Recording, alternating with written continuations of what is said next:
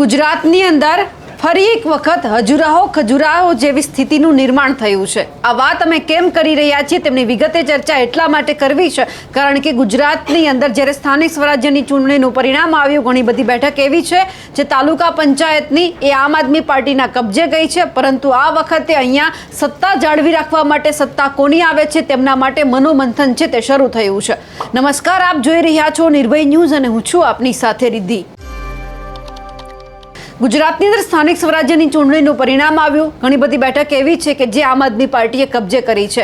ઘણી બધી તાલુકા પંચાયત આ વખતે આમ આદમી પાર્ટીએ બનાવી છે, પરંતુ અહીંયા જો સૌરાષ્ટ્રની વાત કરવામાં આવે કે જ્યારે ભેસાણ તાલુકા પંચાયત, વિસાવદર તાલુકા પંચાયત જો આમ આદમી પાર્ટીએ જીતી હોય તો પછી જુનાગઢ જે તાલુકા પંચાયત છે તેમને લઈને અત્યારે મનોમંથન ચાલી રહ્યું છે। જુનાગઢ તાલુકા પંચાયતની જે 18 બેઠક છે તેમાં ટાઈ પડી, એટલે કે જે 9 બેઠક છે એ આમ આદમી પાર્ટીના કબજે ગઈ છે અને જે 9 બેઠક છે ભારતીય જનતા પાર્ટીએ મેળવી છે।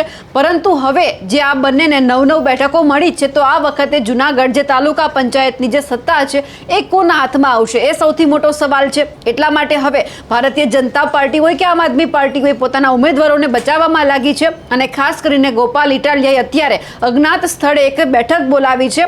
પોતાના જેટલા પણ 9 ઉમેદવાર છે વિજેતા જે જુનાગઢ તાલુકા પંચાયતની અંદર જીતીને આવ્યા છે એ તમામને એક જગ્યા ઉપર લઈ જવામાં આવ્યા છે અને એ જગ્યા ઉપર અત્યારે બેઠક ચાલી રહી છે। કઈ જગ્યા પર, કયા સ્થળ ઉપર લઈ જવામાં આવ્યા છે કોઈને ખબર નથી, કારણ કે વાત અહીંયા એ સામે આવી છે કે જો કોઈને ખબર પડે તો એકાદ ઉમેદવારને ભારતીય જનતા પાર્ટી તોડી શકે એમ છે। એટલે ચર્ચા એ થઈ રહી છે કે શું ભારતીય જનતા પાર્ટી છે આમ આદમી પાર્ટીના કોઈ એકાદ ઉમેદવારને પોતાનામાં લઈ જશે? જો લઈ જશે તો પછી જે જુનાગઢ તાલુકા પંચાયત છે ભારતીય જનતા પાર્ટી બનાવશે।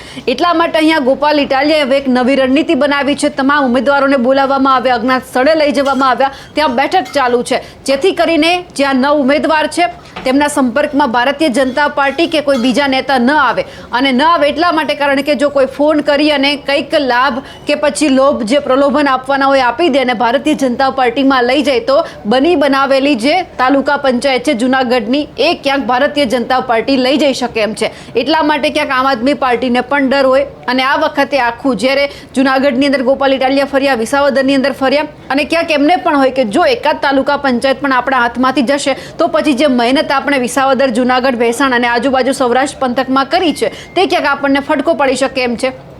આ સાથે જ જો ભેસાણ તાલુકા પંચાયતની વાત કરીએ તો 16માંથી 13 જેટલી બેઠક છે તે આમ આદમી પાર્ટીના ફાળે ગઈ છે અને 3 છે તે ભાજપે મેળવી છે। વિસાવદર તાલુકા પંચાયતની અંદર જોઈએ તો 18માંથી 11 જે બેઠક છે તે આમ આદમી પાર્ટીએ મેળવી છે અને 6 બેઠક ઉપર ભારતીય જનતા પાર્ટી જીતી છે। પરંતુ અહીંયા જ્યારે 9 બેઠક જે જુનાગઢ તાલુકા પંચાયતમાં ટાઈ પડી છે એટલે સ્વાભાવિક છે કે બધાને અહીંયા સત્તા જમાવી છે। જુનાગઢ જિલ્લાની અંદર તો ભારતીય જનતા પાર્ટી છે, જો તાલુકા પંચાયત પણ આવે તો આમ આદમી પાર્ટીને ક્યાંક વધારે મહેનત કરવી પડે જુનાગઢ જે જિલ્લાની વાત કરી રહ્યું છું એ મુજબ। એટલે હવે ગોપાલ ઇટાલિયાએ આખી રણનીતિ બનાવવાની શરૂઆત કરી છે, પણ હવે આવનાર સમયમાં સૌ કોઈનું ધ્યાન એ ઉપર છે કે અહીંયા કોણ તૂટી જશે, કોણ ક્યાંક ભેળવાઈ જશે જેથી કરીને કોઈકની એકની તાલુકા પંચાયત બને।